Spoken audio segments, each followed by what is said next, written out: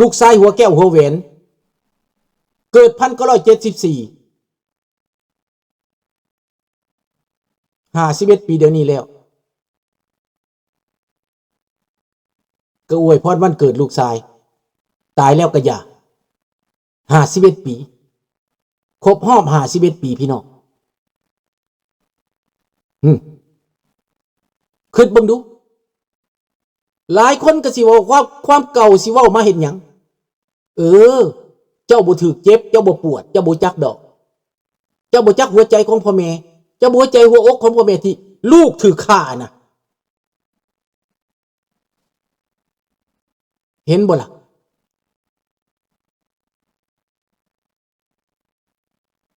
ดังนั้นพี่น้องในเมื่อมันฉีดยาเข้าไปแล้วลูกข้าพเจ้าบอกว่าจังได๋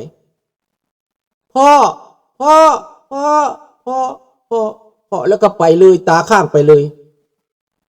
พ่อกับแม่นี่กอดกันสิเป็นลมตายแล้วข้าพเจ้านี่มันระทึกบ่ระทึกที่สุดเศร้าที่สุดเจ็บที่สุดปวดที่สุดในตอนนั้นต่อมาบ่นานปีต่อมาลูกผู้ที่สามก็เสียอีกซื้อนางติ่งต้อยซื้อลินปีที่สี่มาก็เสียอีกลูกชายที่เศร้าแอน้อยซื้อมนุราซื้อนั่นซื้อแท้ๆตายย้อนอึดตายย้อนอยากตายบ่มีของกินพอเพิ่นปิดชายแดนข้าพเจ้ามืดแปดด้านพี่น้องเอ้ยเสียดแนวใดสิไปหรือสิอยู่ก็เว้ากันบ่ได้สองผัวเมียนี่นะ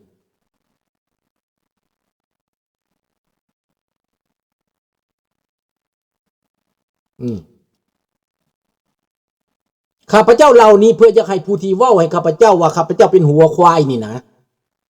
อยากให้เพิ่นมีจิตสำนึกของความเป็นคนน้อยนึงว่าข้าพเจ้านี่สมเป็นหัวควายบ่พี่น้อง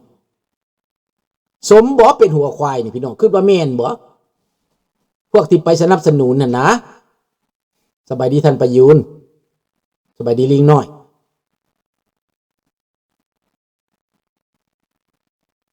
หลังจากนั้นแล้วลูกชายผู้ที่ตายไปน่ะนะผู้ที่สี่ผู้ยังนี่ผู้ที่ห้ากับผู้ที่หกผู้ยังนี่กับผู้ที่สองผู้ที่ห้าผู้ที่หกยังนี่นะได้มานำคู่มือนี่นะลูกกลางผีแม่นผู้ที่สองผู้ที่ห้าที่หกนั้นมาเกิดอยู่เมืองไทยเบิดยังห้ากับหกยังเกิดเมืองไทยบ่ตายอึดปานใดก็บ่ตายยากปานใดก็บ่ตายเห็นบ่ล่ะเกิดผู้ที่ห้านี่เกิดเองข้าพเจ้าเอาเกิดเองข้าพเจ้าก็เล่าแล้วขับมาเมืองไทยนี่เอาคลอดเองอีกผู้ที่ห้านี่นะแห่เกี่ยวคอ3 หอบข้าพเจ้าก็เล่ามา100 เถื่อพันเถื่อแล้วยกเข้าไปแล้วก็ตัดนี่ปุ๊ดขลาดออกมาเนี่ยเอาแป้งหนีบแล้วก็ตัดแป้งหนีบ2 ส่วนแล้วก็ตัดทั้งกลางขลาดออกมาบ่ตายแต่แหล่เมื่อเกือบบ่ทันเอาคลอดผู้เดียวเห็นบ่ล่ะอันนี้แหละการหนีจากบ้านเกิดเมืองนอนสิบ่ให้มันเจ็บมันปวดเนี่ยได้ล่ะมาแล้วยังมาเหยียบย่ำกันอีกมาเหยียบหัวใจกันอีกถามว่าตอนนี้เจ็บบ่ได้ตอนนี้บ่เจ็บได้สบายดีหนูก่อนตอนนี้พวกมันเว้าให้ข้าพเจ้าบ่เจ็บเพราะข้าพเจ้ามึนแล้วข้าพเจ้ามีภูมิคุ้มกันแล้วหันแต่ว่าคิดอยู่ว่ามึงได้ในใจคิดว่ามึงธรรมดามือก็บ่เคยเปื้อนจักเทื่อใดสะอาดแต่ในใจก็ยังคิดว่ามึงอยู่มีมื้อนึง มึงสิรับกรรมเท่านั้นแหละพวกที่ใส่ความนี่นะพวกที่ว่าข้าพเจ้าเป็นควายนี่นะเอามาเทียบกันมึงมันกับข้าพเจ้าคุณงามความดีไผสิมีกว่ากันเอามาขนโคตรมันโลดก็ได้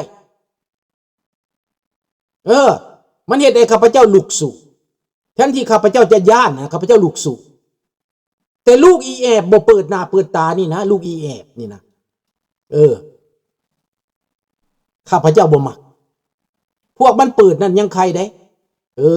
พวกบ่เปิดข้าพเจ้าก็นำหู้นำเห็นว่าแม่นไผ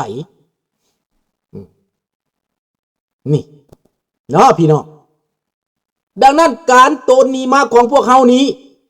อาจจะค่ายกันเบิดพวกมาก่อนพวกมาที่หลังพี่น้องประกันมาก็แม่นอพยพประกันมาซอยเรือมาข้าพเจ้านี้ก็ได้ประกัน5เคสมานี่นะทำคุณงามความดีซอยชีวิตคนมา5เคสพี่น้องใส่เงินตัวเองเคสแต่ละเคสต้องเสีย $3,000 ตอนนี้ก็ยังมีคนอยากให้ประกันอยู่นี่นะจากเมืองไทยอยากให้ข้าพเจ้าประกันอยู่แต่ข้าพเจ้าบ่มีเงินประกันเพราะมันแพงกว่าเก่าตอนนั้น 3,000 ตอนนี้บ่ได้แล้วยังผูกเงื่อนไขอีกเงื่อนไขมันเยอะบาทนี่นะถ้าประกันมา10 ปี15 ปีจะต้องดูแลเบิ่งแยงผูกมัดนะถ้าผู้เกี่ยวไปเหตุปัญหาเจ้าถือปัญหาแทนนี่นักไหนแล้วข้าพเจ้าก็บ่ได้ทำงานแล้วกินเบี้ยบำนาญแล้วประกันก็เงื่อนไขประกันนี่ยากบ่คือตอนทำงานได้อันนี้บ่แม่นว่าบ่อยากประกันลูกหลานได้อยากประกันอยากซอยข้าพเจ้าก็หาคนซอยแต่มันก็บ่ทันมีผู้ใดตอบ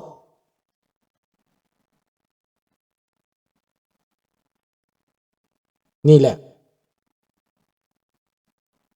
ยังแลนเรื่องอยู่อยากซอยเต้นแลนอยู่ซอกหาคนซอยสงสารคนยามเขาจำเป็นก็คือเฮายามจำเป็นนั่นแหละยามเขามืดก็คือเฮามืดนี่แหละมันกังวลมันอุกมกถูกใจ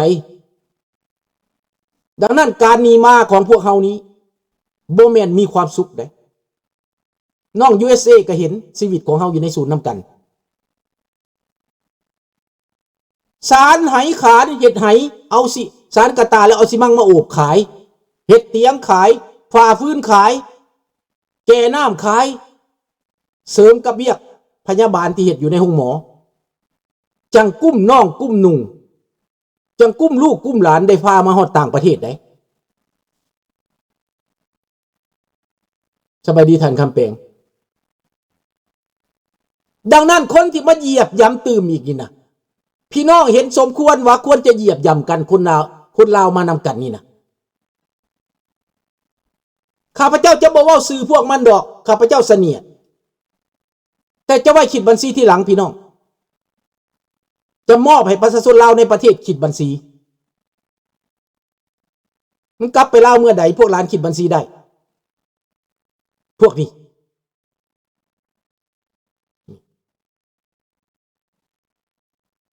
มันดูถูกว่าคนลาวในประเทศบ่ฟังว่าสั่นเขาบ่เชื่อเขาหมดศรัทธาแล้วว่าสั่นเจ้าเอาไหนมาวัดแท้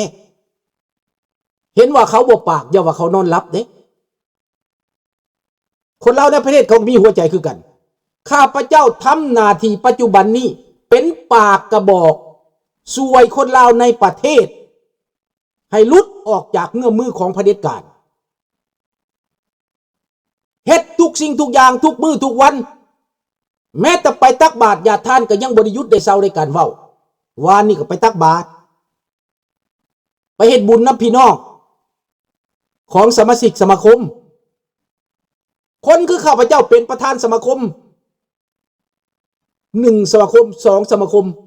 เป็นประธานกรรมการวัดก็เป็นผ่านมาเบิดแล้วคนที่เป็นประธานน่ะนะมีใจคับแคบมันสิเป็นได้บ่คันไปเป็นหัวควายมันสิเป็นได้บ่เขาสิเลือกเอาเจ้าบ่ก็ให้เบิ่งเอาพี่น้องเอ้ย ดังนั้นเครดิตที่จะมาเว้าใส่ให้ข้าพเจ้านี่นั้นให้มันไปตกใส่กับพวกนั้นซะให้เขาเป็นเวรเป็นกรรมให้เขาใส่กรรมเข้าไปซะข้าพเจ้าสิแจกเขานำดอกเท่านั้นเนาะพี่น้องดังนั้นในพวกท่านคิดเบิ่งการจากแผ่นดินมานี่แม่นข้าพเจ้าบ่อยากจากจักดีแม้แต่ทุกวันนี้เมื่อใดมันเป็นประชาธิปไตยมืออื่นมือหือสมมุติว่ามันสิเป็นประชาธิปไตยมืออื่นระบบนี่ล่มลงไปเปลี่ยนแปลงข้าพเจ้าซื้อปิยนต์มือนี้สิกลับเมืองลาวสิไปซอยลูกหลานสิไปแก้ไขปัญหายามเฮามีชีวิตเฮ็ดหยังได้สิเฮ็ดนี่ฟังเอาใจข้าพเจ้าเบิ่งดูพี่น้องเฮือนอยู่นี่ข้าพเจ้าก็สิบ่ได้สนใจปะให้ลูกให้หลานเขาบ่เอาก็สิขายสิเมื่ออยู่เมืองลาวฟังเอาดูพี่น้องและคันข้าพเจ้าเว้าแบบนี้มันว่าเอ้ยมึงอยากมามึงสิตายโนพี่น้องตอนบ้านเมืองเป็นแบบนี้มึงจ้างกูก็บ่ไปแล้วกูก็บ่สอนอีกพี่น้องเว้าแจ้งๆเด้อพี่น้องเด้อขอโทษข้าพเจ้าก็มีความสุขอยู่แต่มันบ่เต็มร้อยย้อนหยังเพราะคิดฮอดบ้านคิดฮอดพ่อแม่คิดฮอดเอื้อยน้องที่ทุกข์ยากแทนที่จะฝากเงินไปให้เขากินอยู่ตลอดแบบนี้นะข้าพเจ้าก็คิดว่าไปพาเขาเฮ็ดไปพาเขาสร้างไปเป็นตัวอย่างให้เขาฮู้หากินดีก่อนแทนที่จะเอาปลาให้กินข้าพเจ้าก็สิซื้อแหให้เขาไปหว่านปลากินแทนที่ปลาบ่มีในน้ำข้าพเจ้าสิให้เขาเลี้ยงปลากินแทนที่ซื้อเฮ็ดกินข้าพเจ้าก็สิสอนให้เขาปลูกเฮ็ดกินนี่แทนที่ซื้อข้าวกินข้าพเจ้าก็สิสอนวิธีเฮ็ดนาที่ให้มันได้เก็บเกี่ยวง่ายนี่ Je vais pas donner les poissons. Je vais donner le filet pour aller chercher les poissons. แม่นบ่ล่ะน้องรัตวรดังนั้นข้าพเจ้าจึงเป็น leadership ในการนำความคิดอยู่นี้สำหรับอยู่ในไสก็ตามจะบ่ได้พึ่งพาแต่คนอื่นจะพึ่งพาตัวเองก่อนอันนี้ความหมายของข้าพเจ้าอยากเว้าตรงนี้